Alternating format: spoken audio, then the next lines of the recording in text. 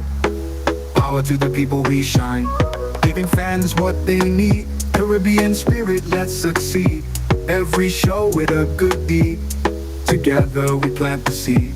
Ride along, join the dance, let's sing the song. From island to island strong, with the host we belong.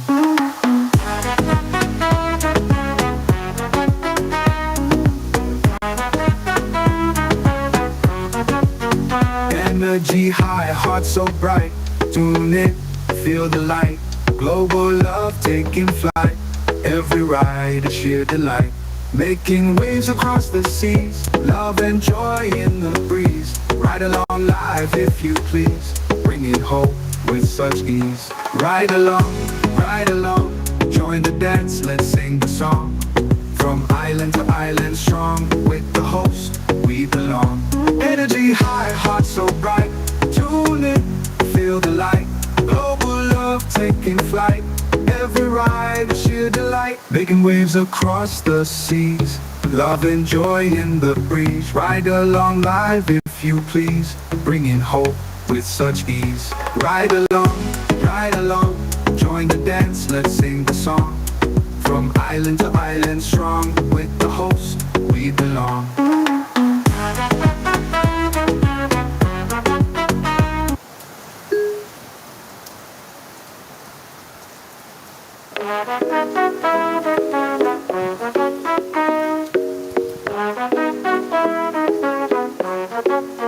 Ride along live, worldwide.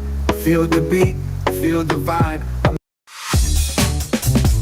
Hi, I want $10 on Playway, $20 backup on Pick 3, and cash for each, please. Okay, are you adding multi-X to your bet? Yes, multi-X, all of them. Smart! Best value bet.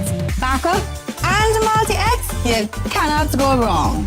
Don't matter the bet, multi-X all of the daily games.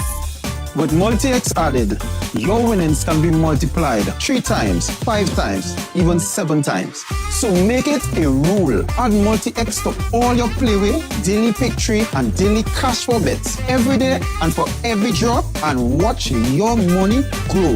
Available at stores and online. You heard it here. Multiply your winnings daily. Must be 18 or older to play. NLA, making your dreams come true.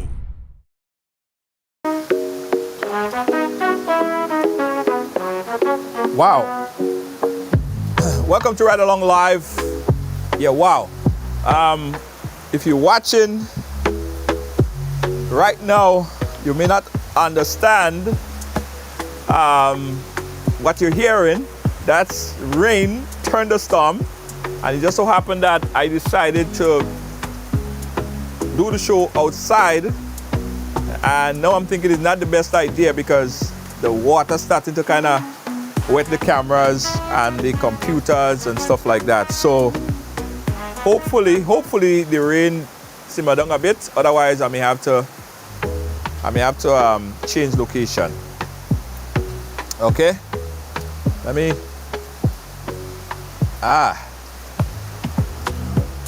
Yeah. All right, guys.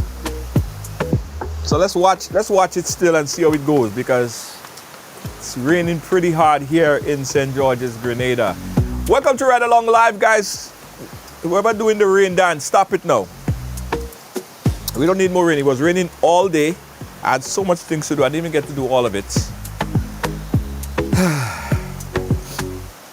And I should have known, I should have known that I should take the program inside today, but me trying to be adventurous, showing you guys, you know, everything. Trying to help you guys out. Yeah. Give me a thumbs up, guys, if you hear me fine, if you hear me properly. Because, as I said, it's raining really bad. It's raining really bad, guys. As you can see behind me. Oh, Lord. I think I need to block off the computer because it's getting wet now.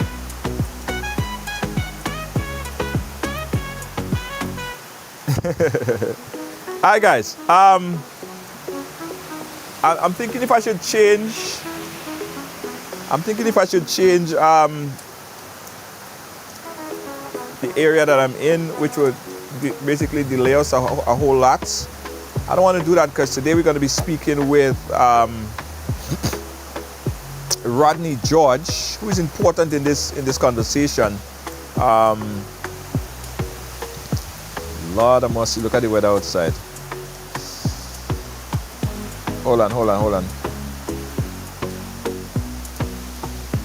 All right, so Rodney George is the advisor to the Prime Minister in the Ministry of Infrastructure.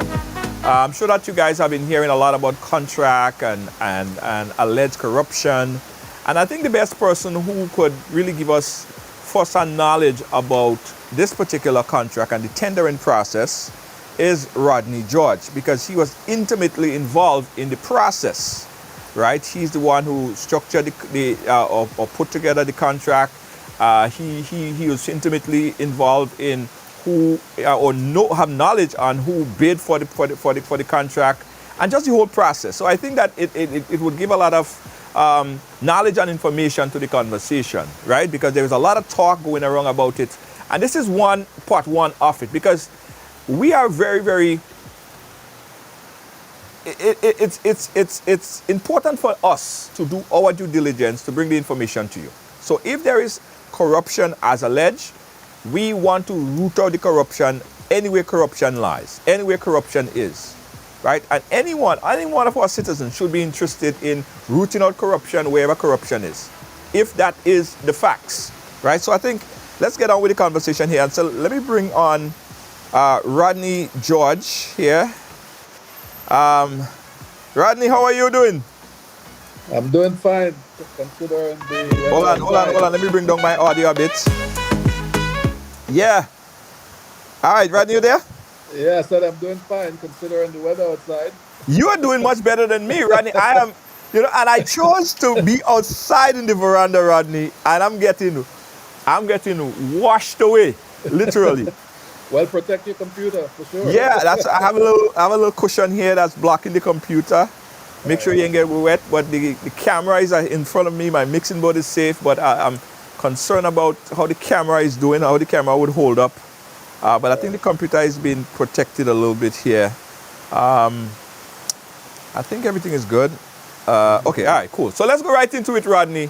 Don't worry about me and what I'm going through here. I'm going to manage. Rodney, welcome to the program. And as I was saying earlier, again, I don't know if we're related. Rodney George. Well, I think you have the look of the clan, so maybe you related. Yeah, possibly. Okay, so Rodney, let's get right into it because we have a lot of questions. We have a lot of questions in regards to this particular question of alleged corruption, right? First of all, tell the people who you are and basically as it relates to these particular contracts.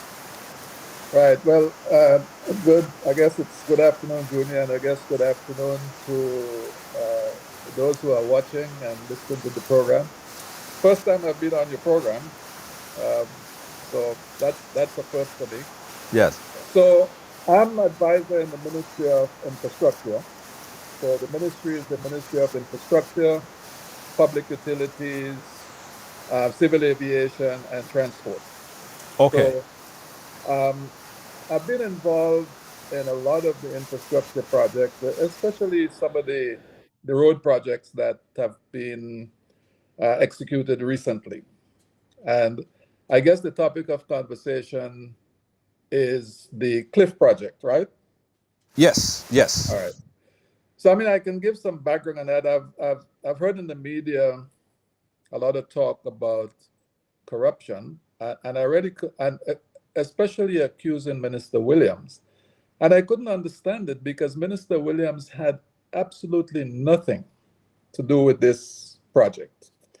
And just to give your viewers and listeners a chronology of how this project came into being. So the project was tendered, the Cliff project was tendered, and CCCI was one of the tenders. So all of the tenders were adjudicated or evaluated by ministry personnel. Ministry has competent engineers on board. So they evaluated the project, or the proposal, sorry, and made a recommendation which they sent to the procurement board, so the procurement board can give a no objection to the evaluation. So this was done. CCCI was adjudged to be the bidder, the bidder with the best proposal. Let me stop you right there because I want to take everything very, very in small bit-sized pieces. Right, When you say right. tendered, explain the word tendered like if you're explaining it to a 2-year-old. Well, tender means that you go out, you put out a. I wanted to use the word solicitation, but let me simplify it. You go out and ask contractors for an offer. You give them the scope, the terms of reference, and you say, we want to do this road. Give us a price for doing the work. And Okay. they make a proposal with a price for doing the work. That's simply what tendering means. Okay. All right. And then when the prices come in, there is an evaluation process. You make sure that whatever was in the tender documents or the documents that went out to bid, that the contractors meet the criteria, and you look at the price. So it's a number of factors that are taken into consideration to make the final decision. So who goes out there and ask those contractors? Is it the minister himself? Is it the PS? Or who are these people who go out and request that information?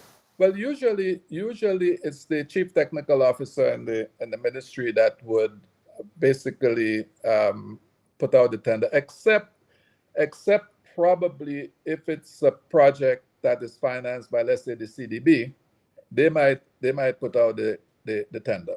But in this case, in the case of the Cliff project, this is a project that, let's say, was being paid by the government, right? So basically that was it. Okay, all right, no problem. So we understand that, and so in this particular scenario here, this is under the Ministry of Infrastructure. Right. Right. What role does any minister under this ministry play? Well, the minister. Let me explain this so that people really understand. So once the project goes to the procurement board and the procurement board say, okay, we have no objection, we look at the evaluation and we agree with the evaluation. When that happens, I'm going to talk specifically about this case because we normally meet with the minister once a week. It doesn't happen every week because he's a busy person and he has other commitments, but generally we try to meet with him once a week and we discuss various projects. And of course, in one of the meetings, we informed him that, okay, a decision was made on the Cliff project to award the project to CCCI. And of course, he would ask questions. You say, well, did the procurement board approve? And we'd say, yes, it went to the procurement board. He may even ask to see the evaluation. The prime minister is a very thorough guy. I mean, you don't just tell him stuff and he accepts it, right? So once that's done, the minister is informed, and the minister has trust in his technical people. So once the processes are observed, then he would say, okay, fine, and we go ahead. So what I'm trying to say is that I don't know where, I mean, I know Minister William Suddup in passing, but he was never involved. I mean, he's in a different ministry. I didn't even have a word with him. I'm the person who, once the decision was made, then I proceeded to prepare the contract. And once that was prepared and reviewed by, the CTO and the PS, then the PS basically signed it and CCC signed it, and that was it. So I don't understand when Minister Williams comes into this at Right. all. So does the minister in that ministry influence the decision, or like does not influence the decision, recommend anyone? No, the minister doesn't recommend anyone. I can tell you in other projects. I mean, Uh-huh. we have other projects that we're looking at where we've asked for proposals, and what we will do is that once we evaluate the proposals, we would present it to the minister, and he would look at it. If he has questions, he'll ask questions. If he has comments, he'll ask comments. He'll give comments, and that's it. I mean, as I said, he has trust in his technical people, and I can tell you, he's not a technical guy, but he always asks the right questions. Okay, all right. So we get in that part clear that the minister in that particular ministry does not come to you as the person that is in a part of the technical team and recommend and say, okay, call John, call David, call Barry, and offer them or let them submit a bid. That didn't happen as a part of this particular contract. Well, that didn't happen as part of this contract, and it doesn't happen at all. It doesn't happen at all. I've never, since the time I've been advisor, I've never heard the prime minister say, "Well, listen, I favor this person. Let's see if we can give this person, a deal." Never, never. Okay. There's also allegation that the minister signed the contract behind the official minister back, or while the minister was away, that contract was signed. How possible is that? Well, I mean, with respect to our viewers, I wouldn't characterize that by what I really want to say, but I'll just say that it's nonsense. That is complete nonsense, because once I prepared the contract, and of course that's after the decision was made, the procurement board gave their okay. Then the PS is the one who signs the contract, not even the minister. So So I don't know where this thing comes in about signing behind anybody's back, because Minister Andy Williams did not sign this contract, and as I said before, he had nothing, absolutely nothing, to do with this clip. And I've also heard it mentioned about the True Blue project. yes. Again, he had absolutely nothing to do with that. Nothing. Right. I want to join in the conversation here a former PS, Mr. William Joseph. Mr. William Joseph is again a former PS. There, Willie, how you doing, my friend? Yeah, well, I am good, I believe, giving thanks. Thank you, Willie. You know, Mr. Joseph, we spoke earlier because I am personally here in Grenada trying to find on a fact-finding mission to try to understand this process of procurement and these allegations of corruption. You being a former PS, what's your take on the process in which this alleged this allegation goes? What's your thoughts on it? Yeah, well, let me first say thanks to for the opportunity to share. I joined at a point where Rodney, what I heard from him, I agreed with entirely. You have, and this is covered in law. There is the tenders board. It has a new name these days, and then there's a procurement act and so on and so on. So you have, if the process involves a request inviting prospective contractors to submit, their interests. All right, you have the committee would look at that, pre-qualify contractors based on the capacity and so on, and taking into account their reputations. Or here on the ground in Grenada, these things happen. But the real thing begins where the committee, the central committee of the tenders board, would do the evaluation of bids submitted by those contractors who had been pre-qualified. Right, their recommendations would go to the main tenders board. Right, and the tenders board, once they agree, would then submit their recommendations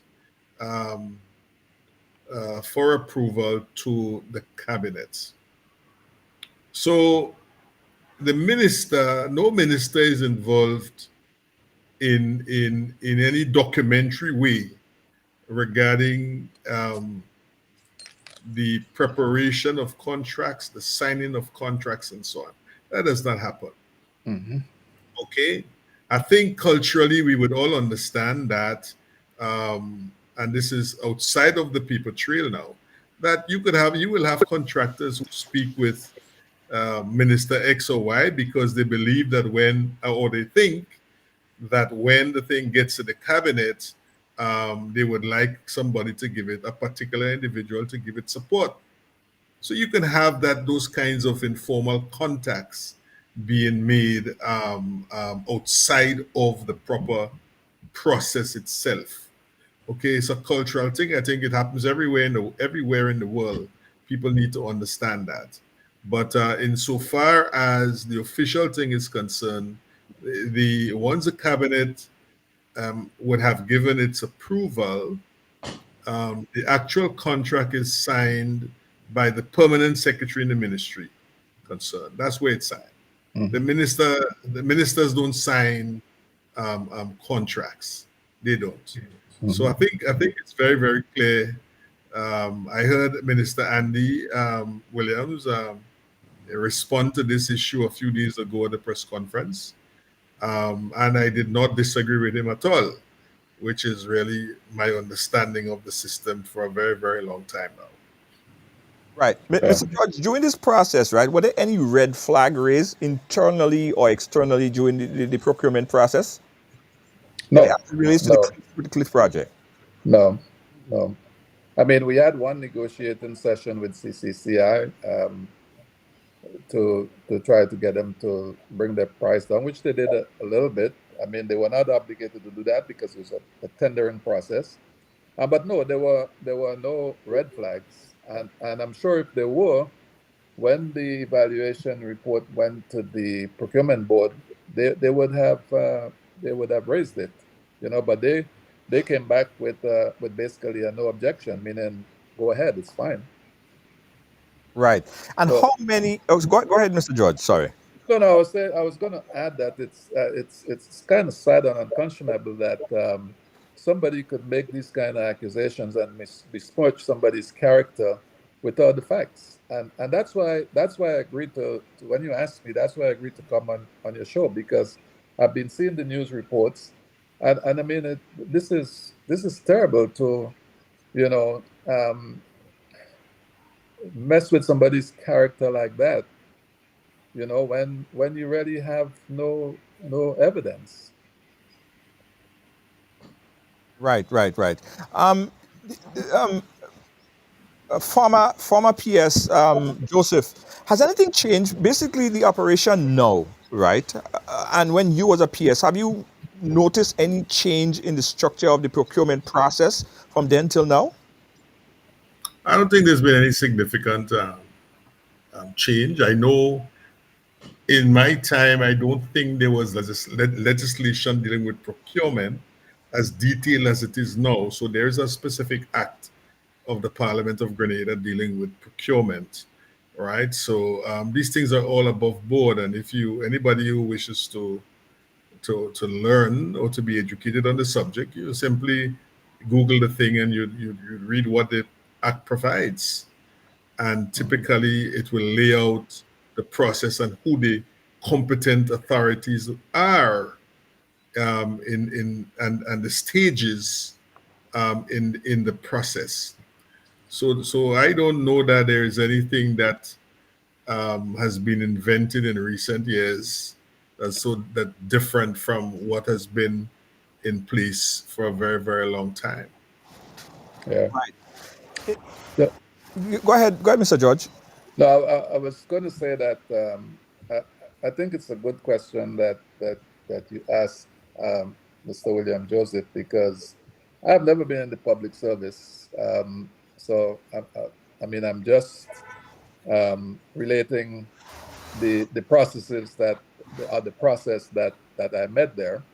But I think it's a wise question you asked to see or to compare what's happened today with what pertained in the past, and it seems as if it's pretty much the same process, except that the obviously the Procurement Act has been passed, and I guess it has tightened the procurement process, maybe with the express purpose of weeding out any possible corruption. So that means that there will be checks and balance Yes. to maintain accuracy. So what? Let's talk about the checks and balances. The checks and balances. What if the person in the procurement has a relationship with a particular contractor? How do we ensure that there are checks and balances so somebody can just send a friend inside to get the contract or push a friend forward to get the contract? Yeah, well, as far as I wasn't involved in the evaluation, but the evaluation is not done by one person, it's done by a team in the ministry. Oh, I got you. Yeah, it's done by a team in the ministry, and then sometimes the CTO is part of that team, and sometimes he's the one that does the peer review. So it's not to say it's a kind of one-man show. It's not that at all, you know. Right. I asked the question earlier, Mr. Joseph, right, in reference to one person, an individual, a minister, taking it on unilaterally and signing a document behind another minister back. When a minister went away to New York or wherever the case might be, and that minister serving in the capacity of that particular minister would then sign a quick contract so that he could get a kickback. What are the possibilities of something like that happening? You see, that is so absurd because in reality, what will take place is that once the contract is signed, meaning it's executed now, the both parties have signed. The Ministry of Finance, remember, the Ministry of Works or Infrastructure, properly called, they don't issue checks there, you know. Payments are made out of the Ministry of Finance. And the Ministry of Finance must have in their record the copy of the signed contract and the cabinet conclusion. So the Ministry of Finance will not recognize a contract signed by a minister, even if one were to assume that at the ministry level, the operational level, a minister, a PS allowed a minister to sign.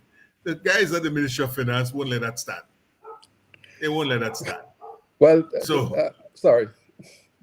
Go ahead. No, Rodney, go ahead. I was going to say to tell you, I was just thinking here to tell you how absurd this is. I mean, for a situation like that to happen, I'm just thinking aloud here. Minister Andy Williams would have had to go to the folks doing the evaluation and say, guys, listen, I want you to give CCC this project. And obviously that did not happen. So I just say that to say that, I mean, that is how absurd this accusation is. Okay. We even have someone else I wanted to add on the call. We have the Chief Technical Officer. He's in China right now. I don't know if he's hearing me. Mr. Kevin Blash, are you there? Hi, Mr. George, morning, and Mr. George and Mr. Joseph. Oh, sorry, good evening. I'm sorry. Yeah, well, you all the way in China. Could you turn your video on if possible so you could join you on? I was trying to connect it. I might have to disconnect it and try to. No, that's fine. Your audio is fine. We will just work with your audio. You are the Chief Technical Officer in the Ministry of Infrastructure. Tell us a little bit about what's the job. What is the chief executive officer, or does the chief technical officer? Sorry, does. Well, basically, well, my role in the ministry is to oversee the work of the technical team. That relates to government buildings, road infrastructure, etc. It's a varied role. You manage people, you deal with projects, contracts, etc. Right, right, right. So how does this particular alleged corruption falls into the project and that you oversee? What information do you have on that, and how did you play a role in making sure that project go through?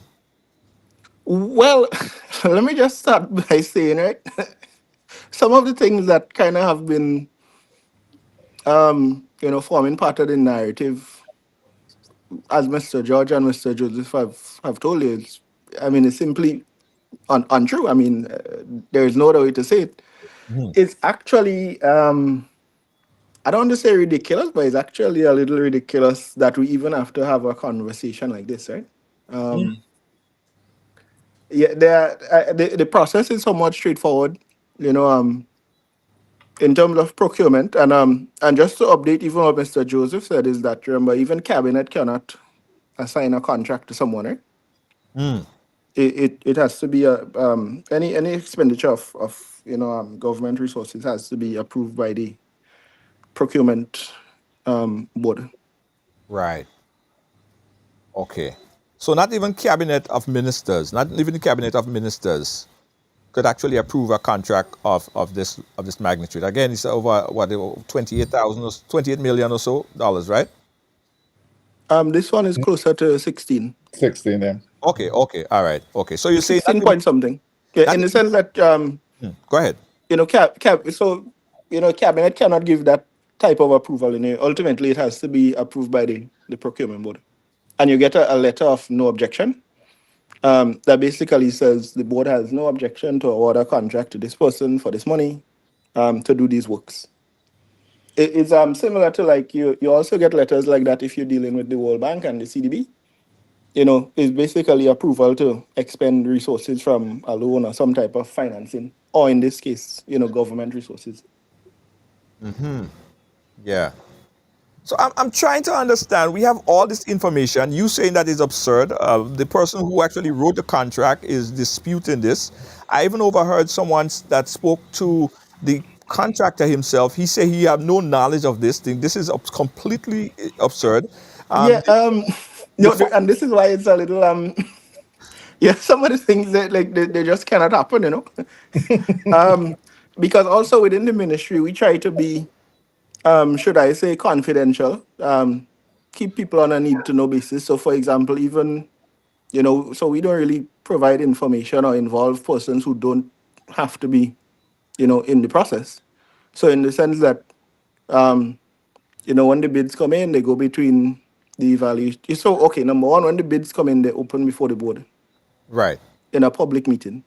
Then they're evaluated by 3 or 5 people. Um, I am not actually on that committee. Right. So even I, for example, don't review the bids. Right.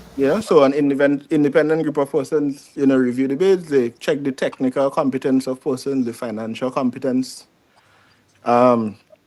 and then they make a recommendation for somebody to do the job. We do a very simple review, just to make sure that, all of the bases are covered, and then the report is submitted to the board, who then review it themselves. So for example, it goes to the central procurement unit, they review the report, and then they make a recommendation. Oh, sorry, they submit it to the board, who then also review. So it actually changes through a lot of hands, right? So as Mr. George was saying, is like you have to have, I don't know, 20, 30 people. Oh, you have to have a big Yeah. meeting of the minds, a large meeting of the minds to orchestrate a plan like that. Yes. Yeah, you have to be fair, you can do nothing else. You have to be working solely on this to make it happen. And then you have to remember now, you have to also assume that all of these people are willing to go along with what you're proposing, as well. Mhm. You're right. Yeah, right. Because remember, it's one thing to ask them, and it's another thing for them to actually say, "Okay, well, yeah, that makes sense." Right. And I don't know if you know, people. That is not an easy thing to do. Right. Especially with the proliferation of so much media platforms and all of these things, we would have gotten Yeah, it's yeah, you know, so yeah. I don't know, it's such a tricky thing to do. Even if you try to bribe them, you're likely not to end up with much for yourself. Yeah, Right. well, Right. No, I'm interested. Yeah, go ahead, Mr. Joseph. Yeah, just to establish a point of clarity, because I think my brother sort of correct me one aspect of what I said. So let me ask him, put it to him this way: could you just say um, on what basis the permanent secretary is able to sign the contract? Right. So the permanent secretary is can sign, or well, typically signs after we receive what you call the no objection. So So that it moves from the procurement board to the CAPSEC. I mean, sorry, to the PS. yes, yeah. yeah. So That's it. typically when you Okay, make good. a submission to the board, you send it via memo. The permanent secretary there then responds saying that the board has approved a contract between yourself and this person for this amount, and then and that is the point at which the permanent secretary signs and the contractor signs, and then Okay. and that letter now is what actually the Ministry of Finance now would look for in order to Approve funds. to approve funds. So even if the permanent secretary signs and you don't have that approval letter, funds are not dispersed. And Mr. George would tell you, we have situations where even if there's a typographical error on the letter, you are not paid. Yeah, no, it's a somewhat robust, process. So that's why, for example, based on how I've described it, I think now you understand all of the bureaucracy involved, why people say that the government takes so long to do certain things. Right. Um, Right. And Mr. Joseph, you being the PS, I just want you to keep us grounded if anything changed from your period of being the PS to now, because there are also allegations that it was conveniently changed, or certain things was conveniently changed in the process of this corruption. Everything seems like how it used to be, right? Well, I don't know what could have changed, on what basis things could have changed. I think we've had very thorough explanations of the processes involved, and those stand. So it doesn't, has nothing to do with who might have been an acting minister for a day or two. It has nothing to do with who's a substantive minister for, all of that stuff. The thing is really in the hands of an entity established by law, and they do their work. And I had missed it because I believe back then the recommendation would go from the tenders board would go to the cabinet. Now I'm told it doesn't go there. Once they clear it, the PS is so advised, and the PS is then able to execute, meaning to sign the contract with the contractor. So that is it. Does the PS take instructions to sign by minister? Well, what? That don't make any sense. The tenders board or the procurement entity is saying we approve. Somebody who there's no provision to override that. So it is not as if somebody well, you have could to come change in the law. after that to Well, say, Well, you have to change the law, but that's right. but until such time, and That's right. well, except somebody is confused because it happened before. I don't know. See? I mean, I don't know. I would stay clear of that one. no, I mean, I'm not Yes. making any accusations. I'm just saying maybe. It depends on what is in the brief. You're, you're a bad boy, William Joseph. So in terms of payout, we all know that at the end of the day, the Ministry of Finance is who actually make that payment go to the Ministry of Finance. Have there been any investigation by the Ministry of Finance into those funds or any funds for that matter in regards to the Cliff project that you guys know of? No, I'm sure the CTO might want to answer that, but even when the contract is awarded and the project is being executed, so the ministry appointed an engineer to look over the project on its behalf. And that engineer, his role is, well, one of his roles is to look at what the contractor has done, the work he has done, right? And then based on maybe milestone established or the work that has occurred, he would then issue what's called an interim payment certificate. And Right. that interim payment certificate is aligned with work that has already been done. And that is how the thing progresses. So the contractor does work, he submits an invoice. Sometimes the invoice he submits, the engineer may dispute it and say, well, you haven't done all this work you say you've done. So then the engineer would then sign off on the certificate if he's satisfied with it. And this is the basis on which the ministry pays. So again, there is a process there. You know? Blas, you wanted to add anything? Yeah, so Mr. George is on point. And then again, and just to add or bolster that point is that remember, the engineer only approves what they are confident has been done. Because remember their own professional reputation is at stake as well. Right. If you're approving things that are not done, if there is an audit, it leaves you open to scrutiny. So again,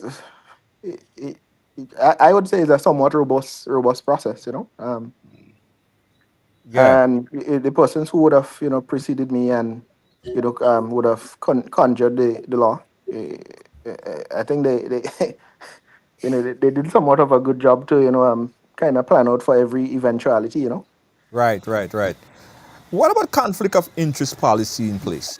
Were there any conflict of interest policy in the whole legislation to ensure again that they don't have corruption, especially in awarding projects? So basically, for you to be on any of the evaluation committees or so, and to be on the board, you have to declare conflicts of interest. Verbally or by signing some kind of document as well. So even in that sense, even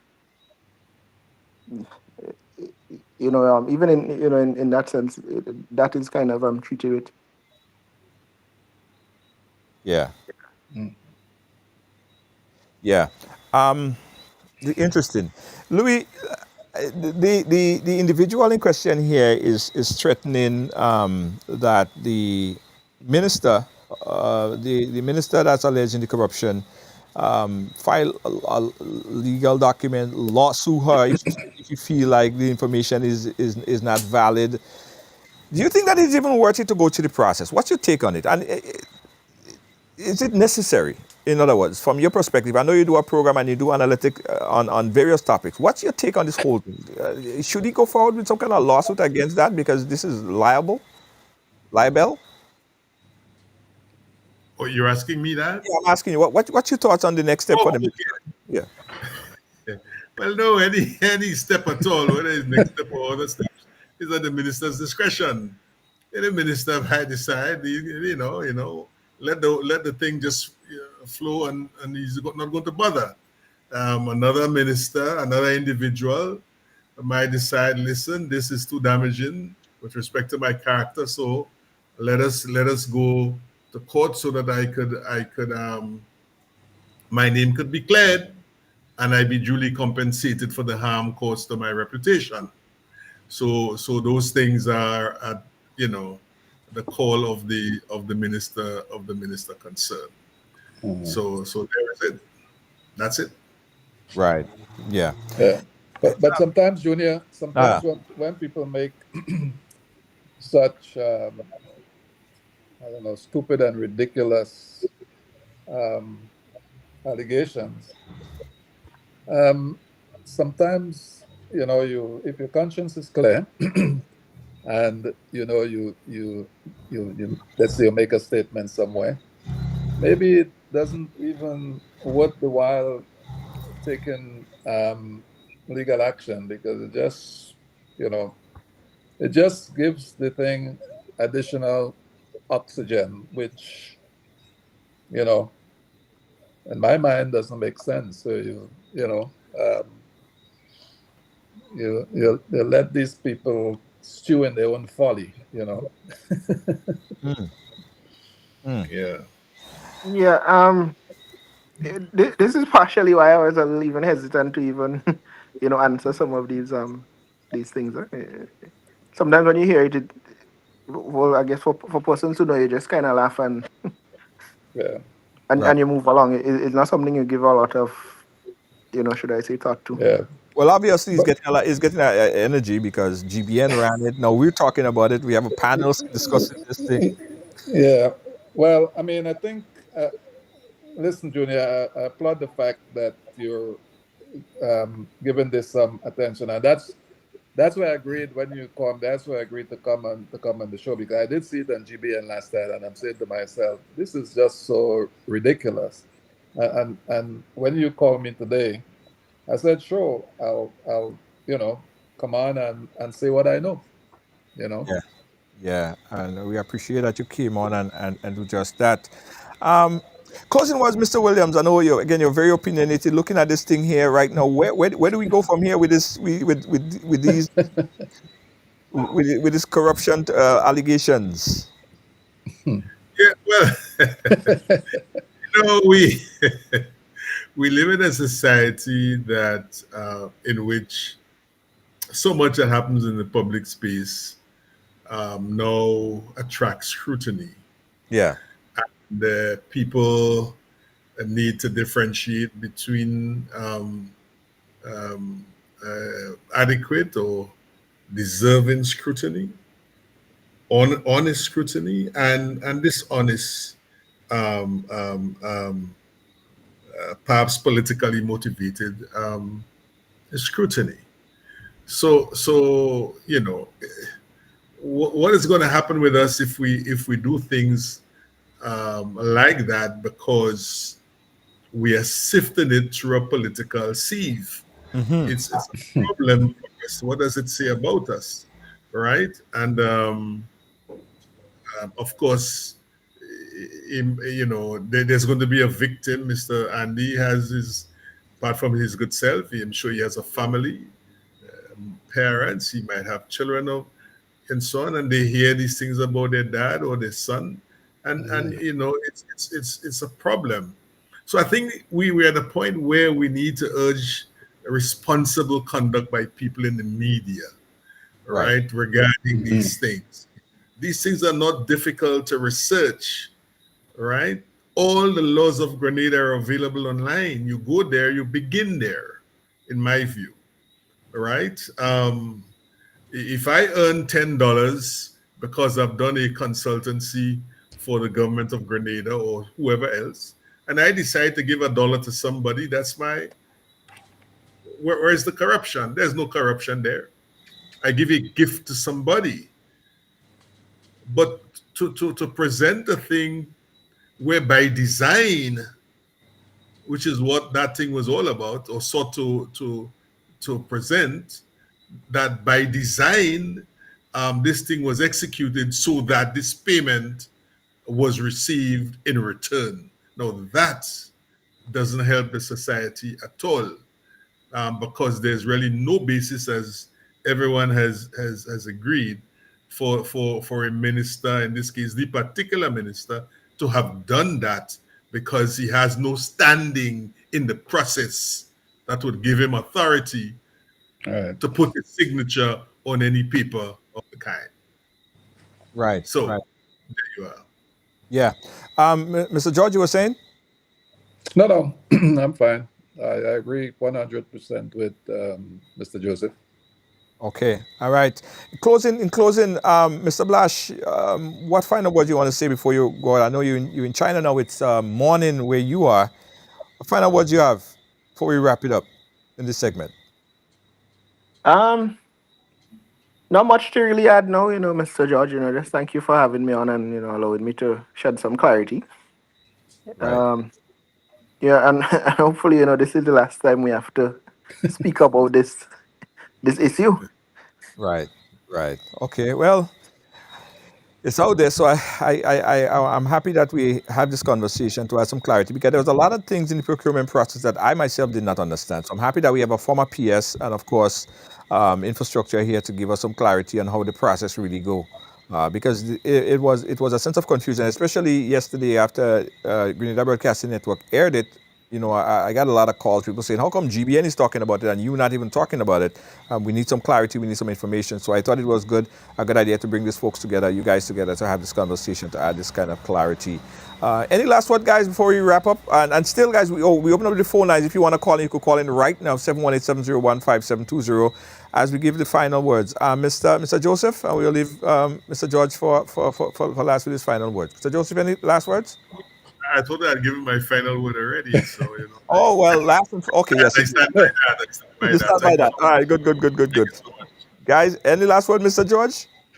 No, I mean, I think I've explained the process, and as I said before, I think it's just unfortunate that people would besmirch the character of a minister, making those kinds of accusations as Mr. Joseph mentioned. I mean, this is a gentleman that has a family. And I don't know if he has children or whatever, but people shouldn't go about assassinating people's character without having the facts. So it's unfortunate, but what can we do? Hopefully, after this program where I think everything has been explained by the CTO, myself, and Mr. Joseph. I know you have quite a wide audience. Hopefully, the person making these allegations see this program and have the intestinal fortitude to apologize to Minister Andy. Right. Well, let's see if that happens. Guys, thank you so much, Mr. Joseph, Mr. Blash, and Mr. George. Appreciate you guys so much. Thanks again. Thank you. All right. Thanks, sir. Take care, everyone. All right, good. All right. Yeah, guys, right along live. Let's open up the phone lines, guys. You heard the conversation here. A lot said, and I hope it added some clarity. If nothing else, I hope it added some clarity to the conversation.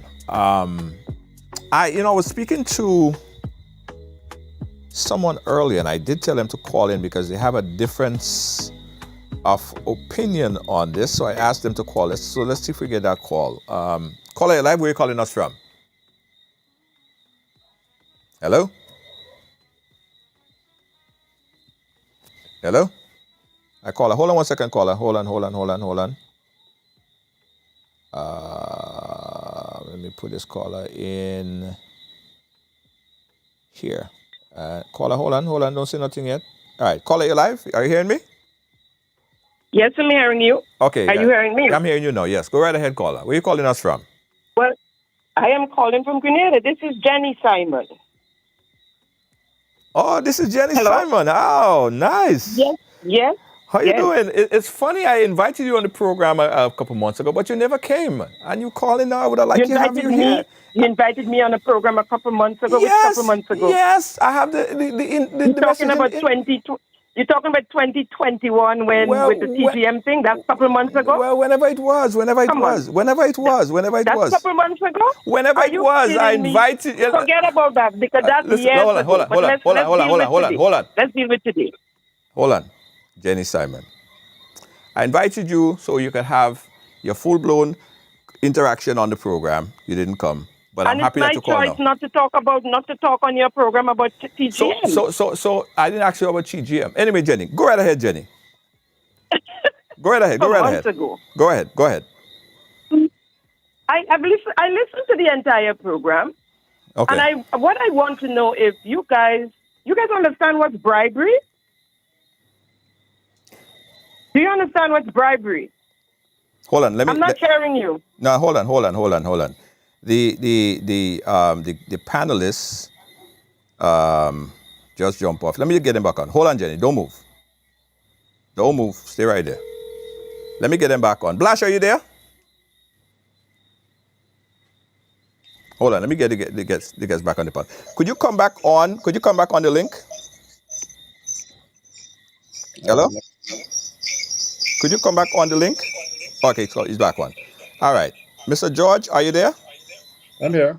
All right, good. Mr. George is there. Jenny, you there? Yes, I'm here. All right, so Jenny, Mr. Blash, we have Jenny Simon on the line. Mr. George, could you hear me? I can hear you. All right, could you hear the caller? Yes, I was hearing her. Okay, go right ahead, Jenny. Yes, I just wanted to ask the panelists if they actually understand what's bribery. Because all I'm hearing is what's taking place inside of the ministry. And I don't know of anyone, including a minister especially, would go inside the ministry and document their bribery. What I'm speaking about happened, if you want to say it, under the table, right? And by the way, I am not only accusing Mr. Williams, because bribery has to be between more than one person, right? So the contractor, Mr. Nelson Louison, I've called his name. Every time I called Mr. Andy Williams' name as part of the bribery. He bought Mr. Williams' house that they gave him from the development bank. He bought the house, gave him $100,000 in his hand and $15,000 to fix his pickup truck. Now, nothing you guys said there can prove that didn't happen. All you talk about is procurement and what takes place. And we all know that what takes place with this administration is extraordinary and different to any other, right? I also heard somebody mention the Prime Minister doesn't have nothing to do with contracts and the PS doesn't take instructions from the minister. Who does the PS take instructions from but the minister? Nobody said that. Nobody said that. And I know for a fact someone that Andy Williams called in the St. David's constituency, offering them a contract, but he was calling on behalf of the Prime Minister. What you are talking about? I mean, okay, let me ask you a question. Let me ask you a question. So you have information of an underhanded deal, which is signed, an underhanded signed deal between Mr. Williams and. Did I say it was signed? So do you have any document? That it happened. Okay, so you don't have. So hold on. Do you have? Hold on, let me explain that. So do you have any signed document? Do you have any documents that would verify and validate that claim? Because if it's an underhanded deal where somebody is slapping someone money in the hand, they don't sign a contract to say, okay, well, I'm going to give you this. That's my point. And I never said a contract was signed. So do you have any document? So do you have any document to prove that this happened? I do. And hear me now. Okay. I want to ask you all on the panel. Can you unequivocally say that bribery never happened? But I'm trying to get from you how do you know that? Okay, go ask the question, Mr. George. Sorry. Rodney George sit there and say to me that a bribery never happened. So Junior. Yes, go ahead, Mr. George. What I heard in the media was that Mr. Andy Williams received a bribe for the Cliff project. For the Cliff project. Yes. So, and I think in the conversation that we had before Ms. Simon came on, that could have never happened because of the processes involved in awarding contracts. So that is crystal clear. The allegation was that he was paid because Mr. Williams, well, let's say, was complicit in getting CCCI the contract.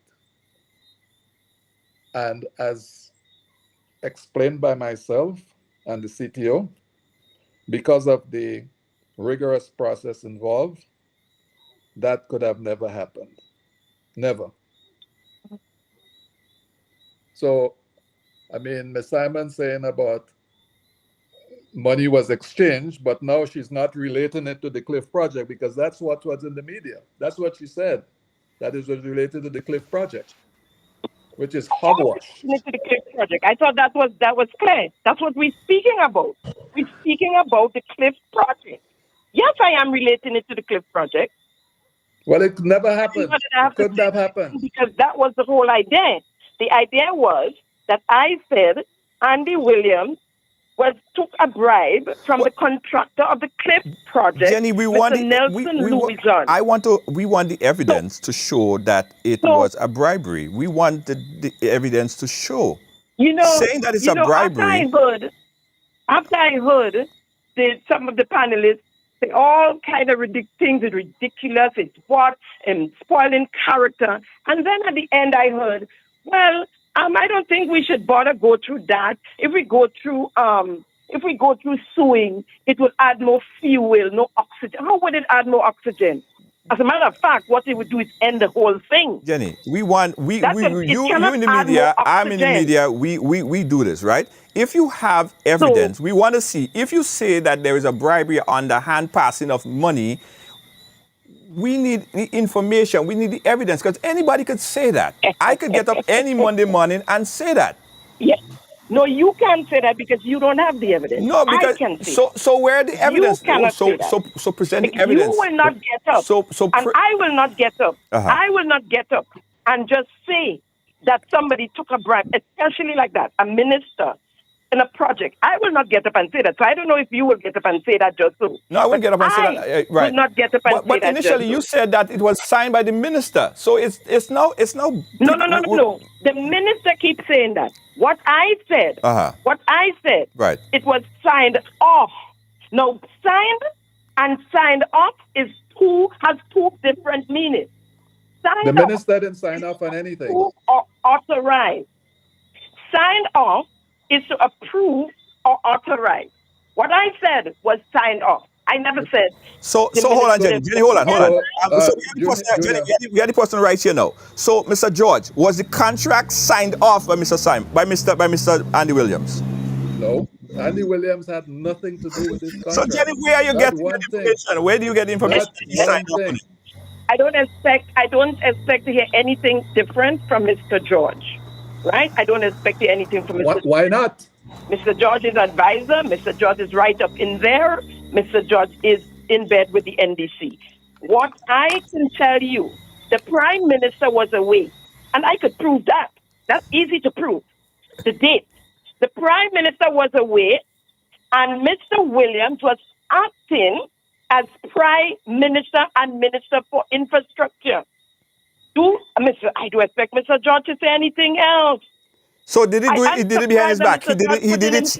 Was it a sneak? In the middle of this, because Mr. George, up to now, with all that he tell you about what happened, I don't care about procurement and tendering. I don't care about that. I don't need to know that.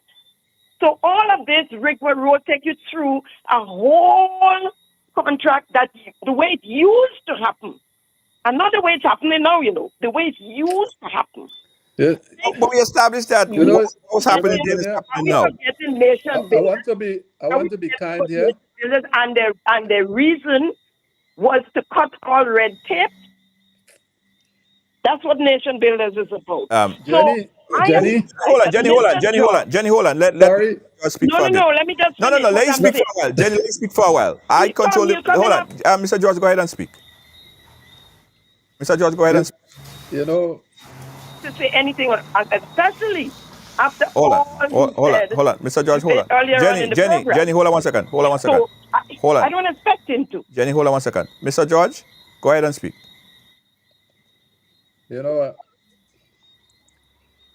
sometimes I have a philosophy, that when people are talking nonsense, right, just not to respond, because this is just idiotic. Idiotic. I mean, how can you make an accusation, right, that the minister took a bribe when he wasn't even involved? We've explained the process. The CTO has explained the process. And then you have this lady saying that she don't expect anything from me because I'm in bed with the No. NDC. I'm not in bed with anybody. I'm an unpaid advisor to the ministry. That's all. I'm not an NDC card carrying member. And even if I support the NDC, so what? You know? I mean, Right. you used to support the NDC. I don't know what spoofed you. That doesn't have anything to do with what we're dealing with here today. And when I said the NDC, I didn't mean the NDC party. I meant the NDC administration. That's what I meant when I said the NDC. So I'm sorry about that, but I meant the NDC administration. Well, I'm serving and giving back to any government in power. When NNP was in power, I served as chairman of the Tourism Authority. So my record speaks for itself. Right? I'm a professional. Yes. And I'm giving back. Yes, And I'm indeed. giving back to my country in whatever way I can. Yes, indeed. Yes, indeed. All right, Jenny, we wait to see your evidence provided. There's underhand dealing, so I'm sure But there may not be any contract that we'll see, but we look to see whatever information that okay. you may have. I heard at the end you guys said that you think it's I guess today's program should put an end to the rumors. I want to disappoint you that it won't. I would continue because I know what I'm saying is true. I know what I'm saying is fact. And nothing you guys said there today can prove that it's not fact. Nothing. You come with bureaucracy. Jenny is an Nobody's going to accusation. go Jenny, in the let's take it for what it is. It's an accusation. You can't say facts because you have no evidence. You haven't proven any evidence. You haven't brought any evidence. So you are making an accusation. Take it for what it is. I'm agreeing with you because you have not seen any evidence. Right. You can So say then it's an accusation. You can't say it's facts. You can't say it's facts right now. And I am saying it again with accusation like that. I expect to be sued by either Nelson Louison or Andy Williams. Okay. Well, maybe you might get to have a good evening. Have a good evening now. Thank you so much. Thank you so much. Right along live. Anyhow. Thank you again, Mr. George, for coming on and coming back on. A double take there. So you see, we cater for everybody, Mr. George. Sometimes you get. I didn't want to lose my cool here, but I mean, this is just ridiculous. Okay. All right. All right, Mr. George. Thanks again. And Dennison just messaged me. He said, "That's my big brother."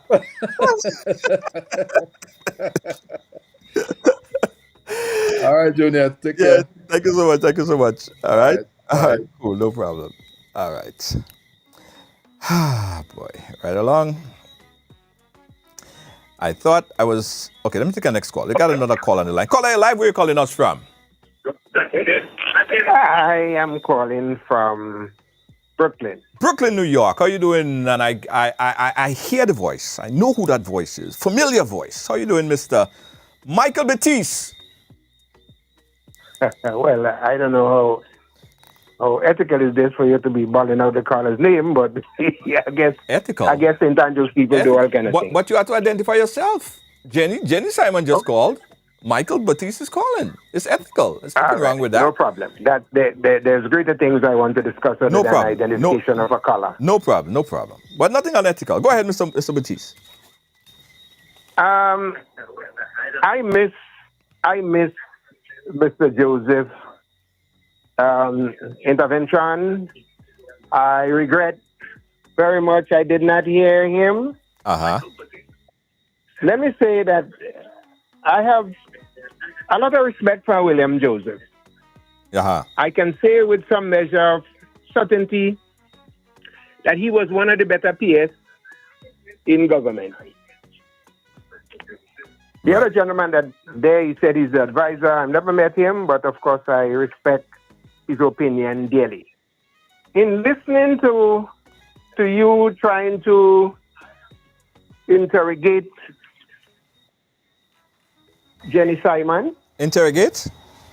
Well, more or less, because you're asking questions as if she's before a grand jury. No, I am the host. Michael, in all due respect, Michael, this is my program.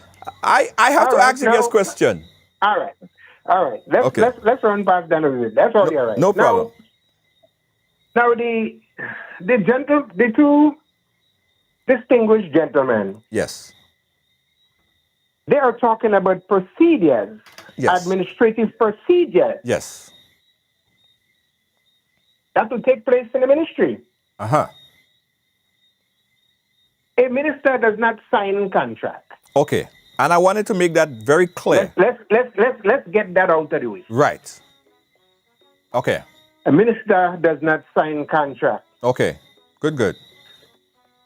A minister recommends contractors for a contract. And may I repeat? Ministers recommend contractors. But Michael, I asked that question, and not to cut you, and I don't want you to lose your train of thought. I asked that question, right? If the minister is involved in making those recommendations, right? And what I was told was no, and that's by the people, the technocrats, that the people that does this. They say that is not the case. And specifically in this particular situation here, he said that is not the case. So do you have evidence to show that in this case right here, the minister recommended people for that contract? I am speaking in generality. But we can't speak. Hold on, we can't speak in general. We can't speak in general. We can't speak in general. We have to speak in specificity. You cannot say that the minister was not involved, or whether he was or wasn't involved in recommending people for that particular project. How do you know that for a fact?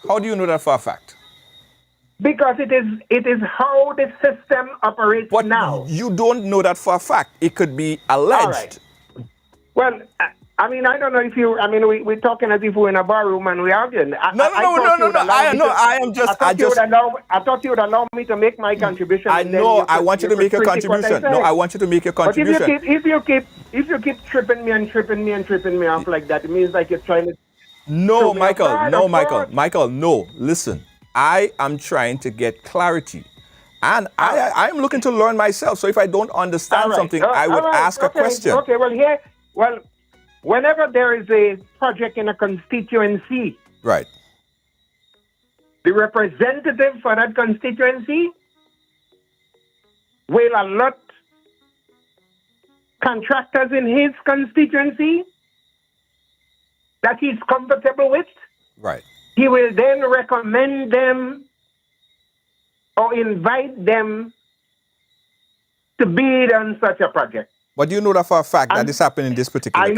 I know that for a fact. It happened in this case. And may I say? Yes. And may I say? Right. May I say? Right. The PS, the advisor, the CTO have absolutely nothing to do with that. Mm-hmm. That is the activities that take place outside of the realm of this distinguished gentleman. And hence the reason why you see contracts are given out to supporters of respective parties. Because the minister or the representative for that area, if he's in government, if he's not in government, the caretaker for that constituency would invite contractors supporting that party to bid for that project, and that project would be awarded to a supporter of that party. And those are facts. What Jenny said, Jenny never said, and based on what I was listening to her, she never said Andy Williams signed no contract. And he cannot sign a contract because he's not the chief administrative officer in the ministry. The PS is the one going to do that. The PS will sign that contract after all the activities would have taken place outside of the knowledge of the PS. When the contract is awarded and it has to be signed, that is where the PS gets involved. And I want us to leave the PS out of that and stop hiding behind the PS. Leave the honorable PS out of that and don't use them as no smoke screen to say that they signed the contract and the minister don't have nothing to do with it. That is not the truth. As a matter of fact, the tenders board was more or less dismantled. There was a time when it was $10,000, and now I understand that it has been extended now to $100,000 could be given without competitive bidding. No, that's not that is disputed. The without competitive bidding is disputed. So I'll ask the same question. I'll ask the same question that I asked Jenny Simon. Do you have can ask as much questions as you want, the fact does not the fact does not change. I am saying to you that contract could be awarded up to 100,000 now. Right. Okay? When these contracts are awarded, and here's how it works. When these contracts are awarded to be sort of kind to a transparent process, 3 contractors would be invited. The representative would know who he wants to give the contract. They will call down 3 people to be kind to the project, but the representative for that area who is in government would already know who he wants to give that contract. Michael, I find you speaking in general sense. These contracts, hold on a minute, these contracts are not published for open bidding where you put it in a sealed envelope and you go into the conference room in the Ministry of Works. Okay. And the bids are open. Right. In public. No, it's not done that way. The minister is the one who facilitates the contractor. He is the facilitator that have nothing to do with the PS, nothing to do with the CTO, and nothing to do with the advisor. And I pray that they would fold their arms and take themselves out of that.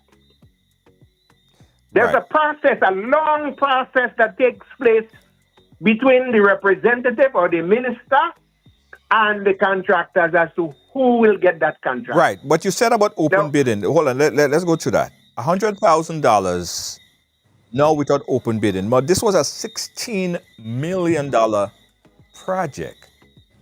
So with a 16, do you believe that a $16 million project, and I agree with you, that if it's $100,000 or below $100,000, you don't have to go through open bidding. You don't have to go to that process, and that is correct. But we're talking about a $16 million project. Well, the only problem with what you say, you don't have a problem with that, is because you could give out $100,000 contract, which turns out to be $1 million without competitive bidding. Well, we're talking about 16 million. Okay, 16 million. All right, 16 million. So you have to. In the case, we do have Mr. George back on, which I'm happy. In the case of the 16 million, yeah. Yes. The issue at hand here is not the awarding of the contract or the quantum. What is it? Jenny Simon is saying that someone facilitated the awarding of that contract based on what I'm hearing she's saying, and in return, certain gratuity was paid. Okay, let's bring on Mr. Talking about the validity, the transparency. She's not saying that it was an unlawful contract. How could she say that? She never said that. She said the contract was above board. But I didn't hear that. But let's bring on back Mr. George. Mr. Rodney George is back with us. Rodney, you was listening. Yeah, I was listening. Sometimes I'm very blunt. This gentleman is talking utter nonsense about the minister. We explained the process in detail. The minister has nothing to do with this. The minister doesn't influence anything. We explained the process. Every time you say minister, you jump and you're defending somebody. I never call nobody names. I'm talking about the general process, how it works. Which minister you're talking about? Did I come here and call any minister's name? Why you defending a minister? You say a minister. What is it here? Junior, correct me if I'm wrong. I don't know. Yes. Michael, did you say a particular minister? Did you say? No. No, I'm talking about the modus operandi of the system, how it works now. I never call nobody's name. I didn't call anybody's name. I heard him say the minister. He defending a minister. What happened to you? No, minister refers to Andy William. I said minister. Okay. And may I ask you, if it pleases you, to identify parts of my utterances that's nonsense? Because it is. Well, what you're saying here is the same thing as the answer that was given when someone said it is not their ministry and they didn't do it. The same thing you're saying, it is nonsense. It's not my ministry. I didn't have the contract. I don't know. You know, there was a time when they used to say that certain followers of a certain party was done. But I believe now that it is the intention of this government to see everybody in Grenadians as done full. We are not talking about the legality of the contract. We are not talking about the administrative work of the contract, who signs the contract after it's awarded. We are talking about the activities that took place within an individual and the contractor. That is the issue at hand. Why can't you understand that? You are not talking about apple. You're talking about apple and oranges. So Junior, the allegation was that. Let me play that back with the question that was asked. Right, the question that was asked and the allegations at that point in time. Listening. It is rumored, and you got a question the other night. You didn't answer it really. That you're involved in a bribery case with the contractor of the Cliff Road project. Switch for the contract, 100,000. I'm going to get it right. The lady did not get it right the other night. She said 150. It's 115. 100,000 in your hand and 15,000 to fix your pickup truck. Are you, sir, denying that? No. First of all, let me just see this, Miss Simon or Mrs. Simon. No, it's Miss. Well, Miss Simon, and I want to watch you in your eyes, right? Because I've heard you made these accusations on your show a number of times. Right. And frankly, I'm not one who. Those were the initial allegation that was made. Well, let's hear you answer now, please, if you don't mind. I didn't hear it. You want to hear? Okay, no problem. I'll play back the full thing. No problem. Let me put it back up there. All right, let me put it back up there. No problem, ma'am. Okay. No, anything I do it with full transparency. And exactly what you're saying there, it is completely false. Okay? And I've heard you made mention that a minister signing a contract. I want to educate you. In 1997, I started working by teaching. And I want to teach you something here today. A minister doesn't sign a contract. Right. Okay. That's as far as we're going to go with that. So there were allegations that this document was signed by the minister. And he was responding to it, and he did respond to it in this particular press conference. Hello? If Jenny Simon said Andy Williams signed a contract, Jenny Simon is wrong. Minister does not sign any contract. Signing of a contract is lies under the terms of reference of a permanent secretary. The minister does not sign the contract. The minister does select someone for contracts. The minister does facilitate a process where the contractor gets a contract. That's what I'm saying here. I think you should use. I think that is what is incorrect, and that's what I want to point out, because I mean the allegation is as such that it meant that the minister received a payment to facilitate CCCI getting the contract. And as we explained earlier, this cannot be the case because of the process involved. There were, I think, 3 or 4 contractors that provided proposals. Those proposals was evaluated by a team of engineers in the ministry. And of course, that was looked over by the CTO, right?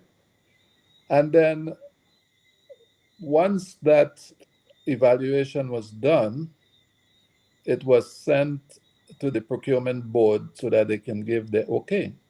And nowhere in the process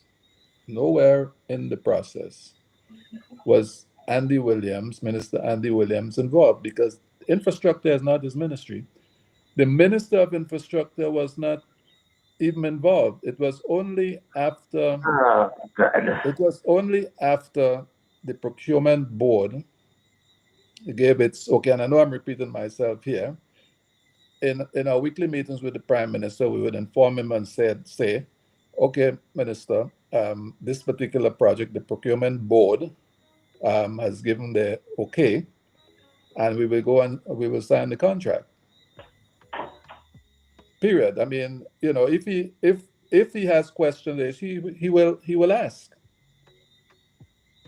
But there's never been an instance where the Minister of Infrastructure, any minister for that matter, has said to me or anybody in the team at Infrastructure, and we all work closely together, to say that I want this contractor to get a contract or that contractor to get a contract.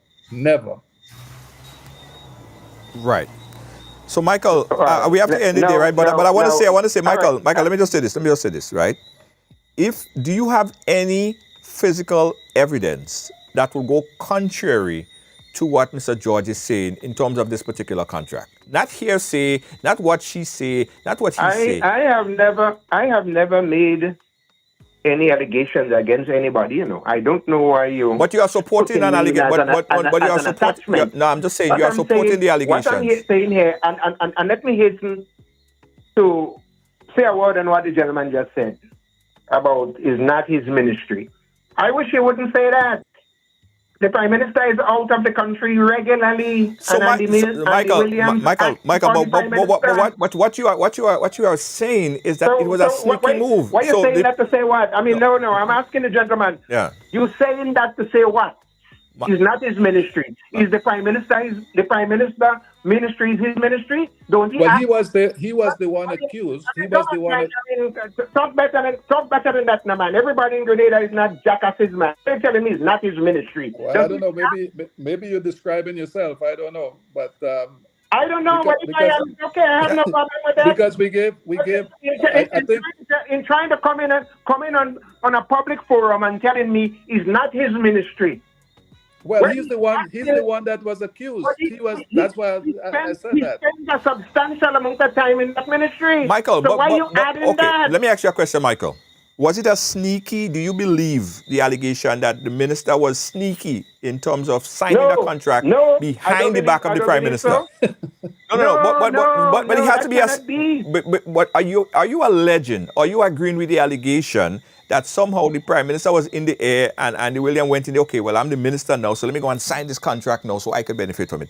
Are you alleging that it was a sneaky I never move? said that, and my mouth is big enough. Please don't try to so put what are you words in saying? So I'm trying to understand what you're saying. That's why I'm saying that is just idiotic. I am saying to you, what I'm saying to you, right? That Jenny Simon made a vicious and a very serious allegation. I'm calling it an allegation. Right. Grenada have some of the best libel laws in the region.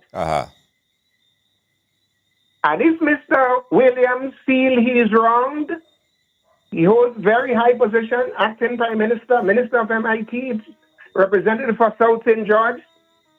He can simply seek redress before the court with an injunction. Right.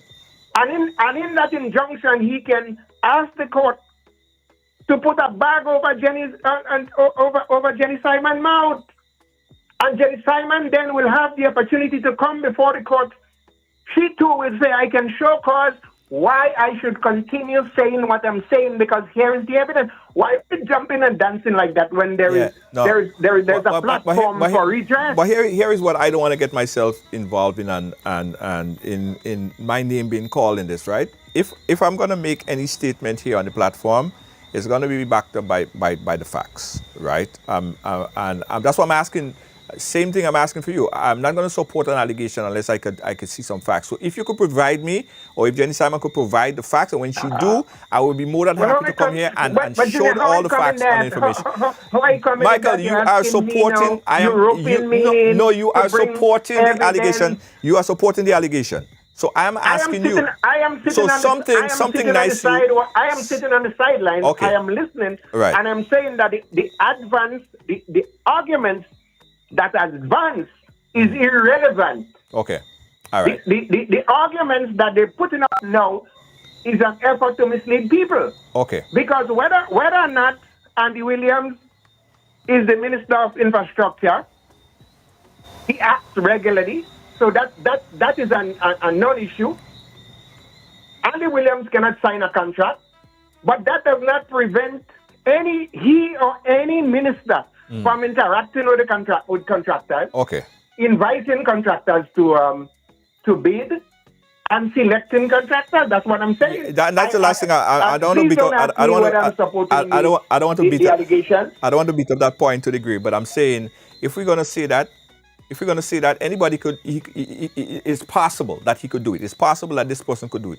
But unless we have some credible information to back that up, to say yes, he actually did it, then we can't make an allegation. We can't support an allegation. But anyway, we're gonna go back and forth. It is Jenny Simon that make this accusation against him. It's a dangerous accusation. That you are supporting and endorsing. We'll take it right there. No.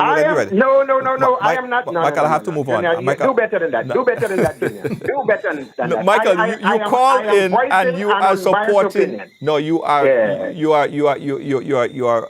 supporting the allegation. How? And How could I support it?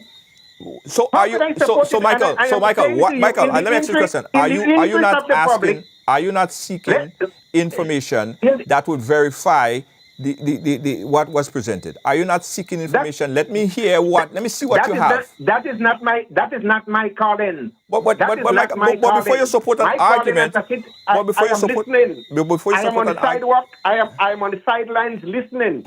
If Andy Williams feel offended by Jenny's remark, okay. The laws of Grenada is quite clear. Okay. Let Andy Williams seek redress before the court. Okay. I would have simple injunction. Okay. Get an injunction, sub it on Jenny, sub it on Facebook, sub it on YouTube. Right. And ask her to cease and desist from making those dangerous remarks. Okay. Failure to do so is lending credence to the allegations. Okay. All right. Thank you so much, Michael. That's what I'm saying. Thank you so much. I appreciate that. Thank you very much. All right. Thank you, man. All right. Cool. All right, guys. Mr. George, you're working hard today. You're back on again, and Well, I gotta leave. I gotta leave now. I gotta leave now. thank you so much. I think we've beat that up enough. Thank you so much again. Thank you, Junior. 718-701-5720, guys. We're still live. Long program today. We're still getting calls. Let's go to the next phone line. Caller, live. Where are you calling us from? Junior, Hi. you hearing me? Yeah, I'm hearing you.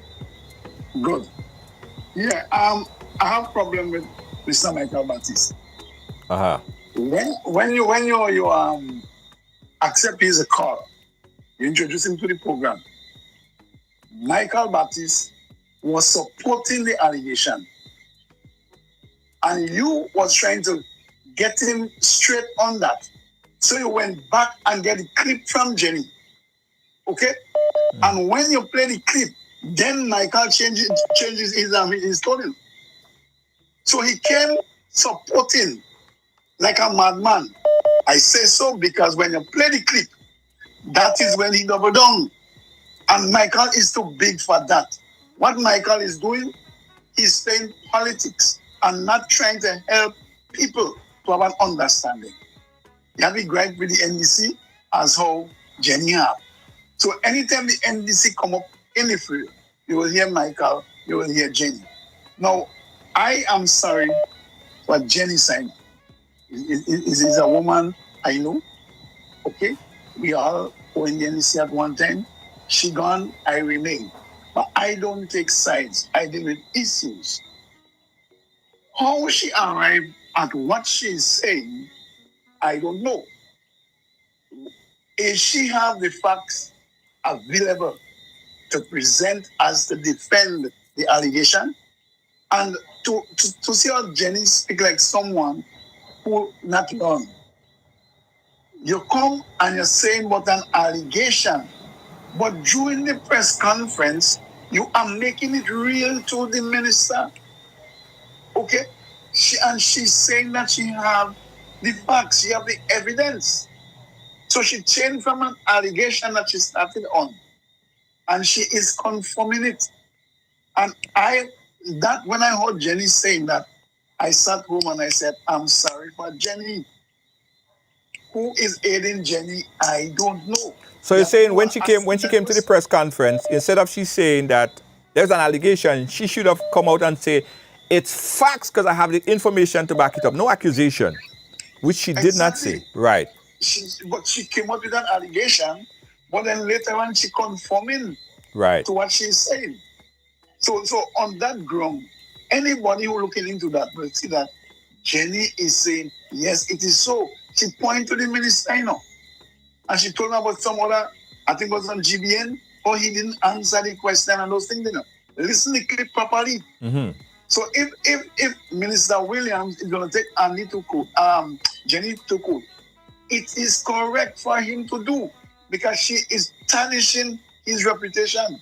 And that's not the only allegation, you know. And Annie is not only the only minister, you know. You know, Ron Redhead was also part of it and come down. Well, Deacon name and alcohol.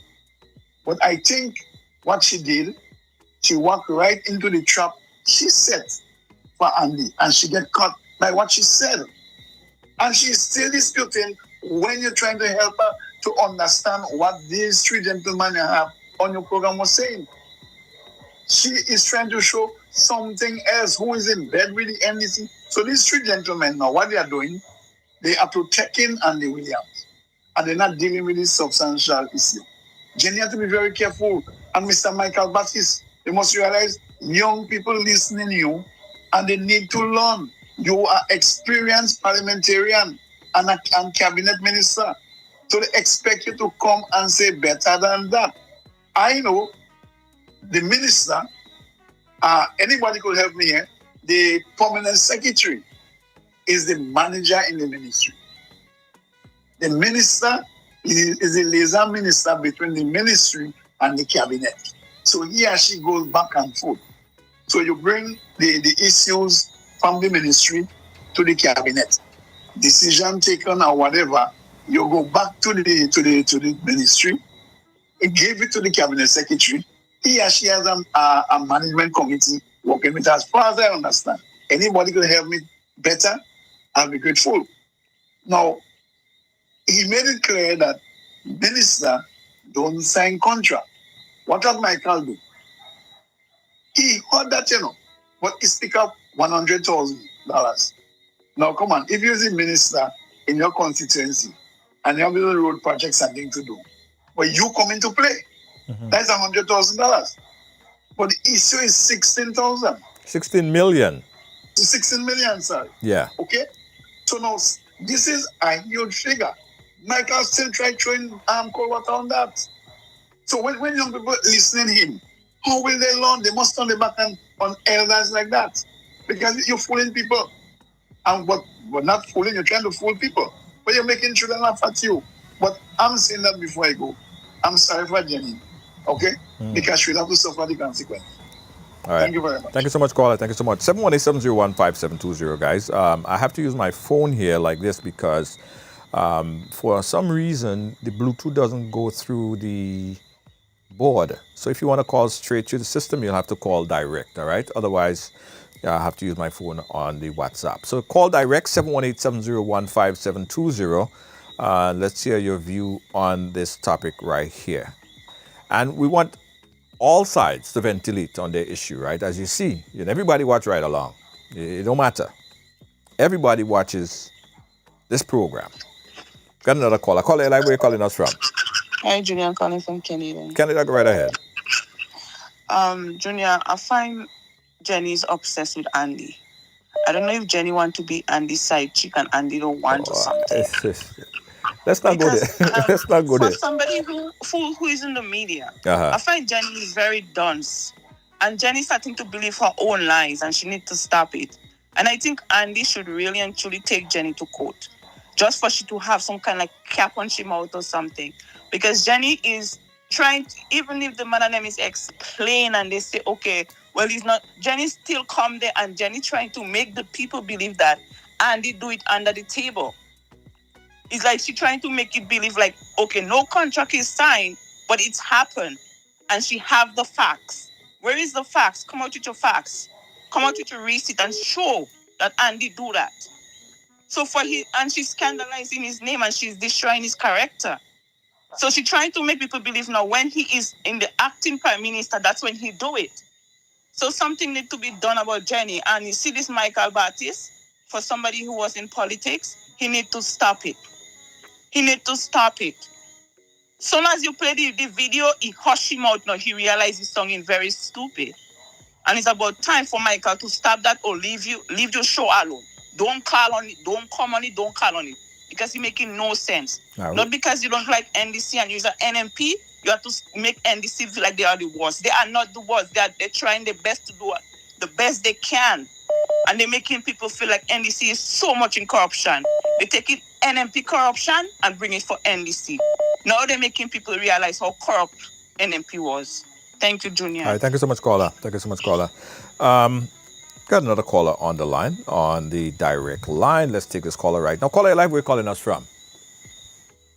Hey, Junior, how are you? Hey, hold on, let me turn my music down a bit. How you doing, my brother? Good, good, good. George.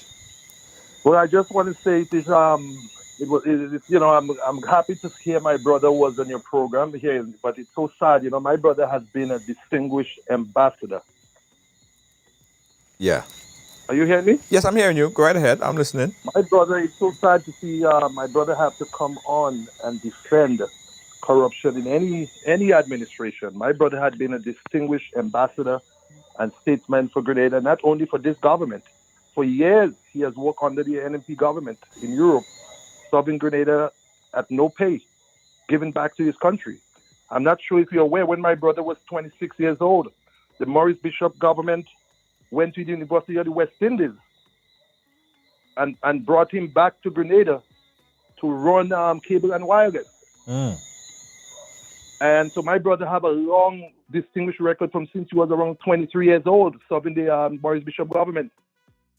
And it's kind of sad to see the way Michael Baptist is kind of, have very, today, Michael Baptist and he's this kind of thinking is I think is putting Grenada. I used to have respect for him, but today I'm having less respect because to me these kind of ideology and this kind of dogma is putting the country back.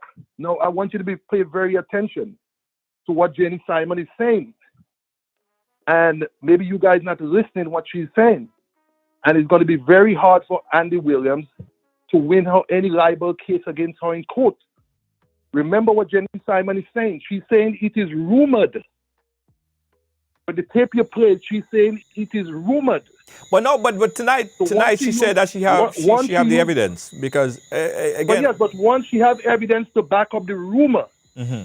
But once she used the word it is rumored, look up the definition of rumored. Yes. The tape you played, the definition of rumored is untruth. Yes. It's on what it says, uncertain and doubtful truth. Right. So you have to be very, you have to listen to what Jenny Simon is saying. She's blowing. No, but she also said it's rumored. But what she's saying, she has the evidence to back up the rumor. Right. So she's saying things, she's putting things out, but she's also using language to protect herself. Right. Go back and listen, Junior. Yeah. I know. And a lot of times, even on this platform, I mean, I don't get into that rumor mongering type of things because I believe as a media personality, you have to have. You have to understand that you could say certain things and you could cause a riot. You have to be very, very careful. So what I'm saying, Junior, even Jenny Simon is making the statement that what she's saying is not truth. Right. But people have to pay close attention. So what I think she's trying to, it's clear that what her intention are. What her intention is. It's clear what her intention is. Mm-hmm. Mm-hmm. Because go back, play our statement. Do you think it's a method to put the administration on the defense, or Listen, defending things when they could let me be? tell you, it is sad that this is happening to Andy Williams because Andy Williams is one of the most progressive ministers in government in Grenada today, and Right. not only government today. He has been one of the most progressive ministers in government in Grenada in the last maybe 10, 15 years. Right. And Andy Williams, I don't live in Grenada as much, but to me, what I heard and what I've seen being in Grenada, Andy Williams don't choose where to serve. He served his whole constituent, whether it's NDC, NNP, and it's sad to see they're going after one of the most progressive ministers who is serving the country well. And if this is what we are coming to as a country, it is very, very sad. Mm-hmm. Yeah. And, I'm sorry to see my brother have a lot of love and respect for my brother. That he as a statesman that served Grenada and served Grenada for what? With no pay. He does it for love of country. And he has to come here and defend himself with Michael Batiste. Come on. And Michael Batiste pretend like he doesn't know who my brother is. Yeah. But, And knowing my brother would never involve himself in any situation where corruption is. He don't need to. And he has been serving under NNP, NDC, Maurice Bishop government. He has been since he was 23, 24 years old. He's been serving Grenada. Right. His track That's all record I have speaks to for say, my himself. brother. It's sad to see that we as statesmen in Grenada, like Michael Batiste, myself, you, we have to put a better program forward to encourage young people to get involved in the process. But you can't get young people in the process when you're trying to tear people down and spreading rumors. And then I say, I'm sorry to see this is happening to Andy Williams. I don't know the brother personally, but I know about his effort. And I heard it from NDC people, NNP people, that he's doing a remarkable job of serving the people of his district. And I hope he would continue. But pay a close attention to Jenny Williams' word, Brother Junior. Listen to what she's saying. Mm-hmm. He's used the word over and over. It is rumored. Mm-hmm. Yeah. Okay. Thank you All so right, much. Junior, good night. Yeah? Thank you so much, my brother, for calling in. That was Dennis and George. Yeah. All right, guys. So, listen. I reckon we will have another conversation maybe in the next couple of days. Hopefully not, but you know, people start it, Ride Along ends it, right? Because once you hear it on Ride Along and that clarification, those stuff is articulated here, that's it. And I think everyone had some good contribution here on the conversation. Let's see where it goes from here. Let's see where it goes.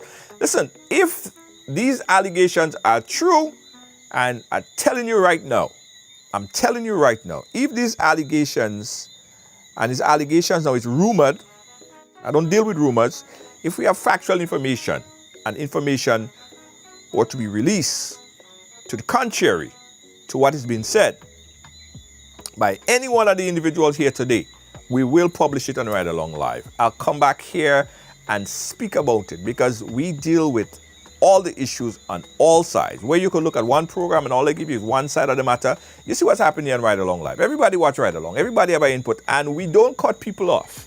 We hear what they have to say. We don't cut people off. We don't shut off people's voices. We listen to what they have to say. All right? Not like, you know, there's a certain individual, you know, you call his program and the minute time you open him out and you realize that you're going to say something or you don't like you or know who you are and who you think you support, he will cut you off. We don't do that here. We allow everybody to speak. And that's the difference with Ride Along Live and any other platform, right? We give people an opportunity to speak because everyone has a story to tell. We believe that firmly. But listen, guys, as much as I want to continue this conversation, I have to go, right? See you guys again tomorrow. But before I go, guys, let me tell you guys about this because... Yeah, man, listen. Monday Night Mass with a difference, guys. Amazing Colors. We're not doing it on the road this year. We're doing it where? On the water. Monday Night Mass with Amazing Colors. It will be amazing on Ecstasy. This is how we go. Listen, guys. Imagine this, right? Monday night, you have your colors, you have your lights, your glow stick, everything. And while everyone coming down on the parade route, you're on a boat and you're sailing down the coast. Your glow stick, your lights, and you're on Ecstasy, you're winding down low on the boat. That's what we're doing this year. Something with a difference. Yes, it's different. Amazing Colors on the water. On the water? Yeah. Amazing Colors on the water, guys. It's amazing. So amazing. Guys, listen. Do you know we had taxi service as well? Yeah, man. A ride taxi service could give you a tour like no other. I know, you know, we had the tuk-tuks, we had the e-bikes and all of that good stuff. But yeah, we also have taxi service. So ride, taxi. When you're in Grenada, call us. We'll pick you up on the airport. And yeah, you see that? You see that right there? You got to be a part of that. Get your friends and family and let's go on a ride. An e-bike excursion ride with Ride, e-bike, and tours. Call for more information. The number is 473-422-1011. That's 473-422-1011. Call us right now and book your next excursion with Ride, excursions and tours.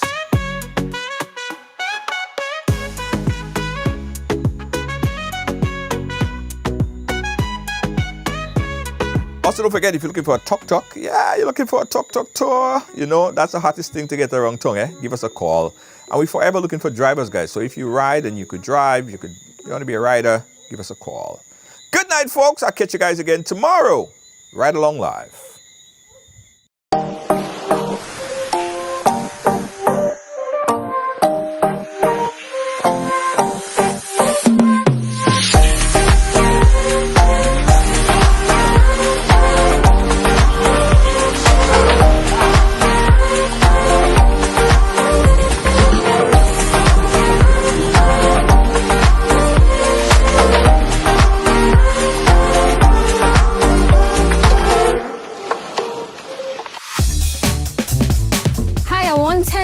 On Playway, $20 backup on pick 3 and cash for each, please. Okay, are you adding multi-X to your bet? Yes, multi-X, all of them. Smart! Best value bet.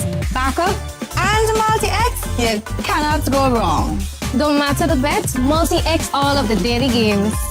With Multi-X added, your winnings can be multiplied 3 times, 5 times, even 7 times. So make it a rule. Add Multi-X to all your playway, daily pick 3 and daily cash for bets every day and for every drop, and watch your money grow. Available at stores and online. You heard it here. Multiply your winnings daily. Must be 18 or older to play. NLA, making Looking your... for the ultimate island experience? Hop on the Ride Tuk Tuk Rum Punch Tour and explore Grenada like never before. Feel the tropical breeze, sip on authentic Caribbean rum punch, and cruise through Grenada's stunning scenery in our unique and fun tuk-tuks. It's the perfect blend of adventure and island flavor. Book your unforgettable tour now at ride.gd or call 473-422-1011. Don't just see Grenada, experience it with Ride Tuk Tuk Rum Punch Tours today.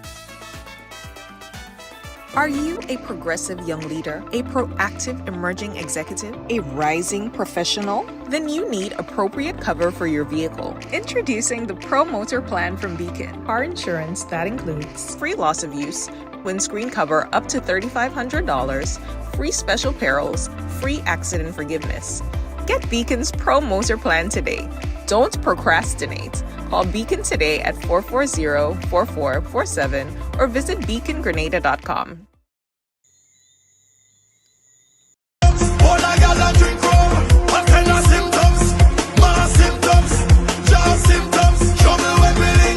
Get ready for Ride. Amazing colours, the Experience Spice Mass 2025. This year we on the water. Packages on sale soon. Again, Monday Night Mass with Amazing Colors. We say thank you so much for watching, guys. Thanks for being a part of our program today and every day. See you tomorrow. Good night.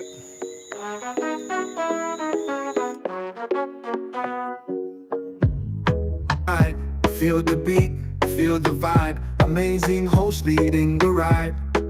Power to the people, we shine. Giving fans what they need. Caribbean spirit, let's succeed. Every show with a good deed. Together we plant the seed. Ride along, join the dance, let's sing the song. From island to island strong, with the host we belong.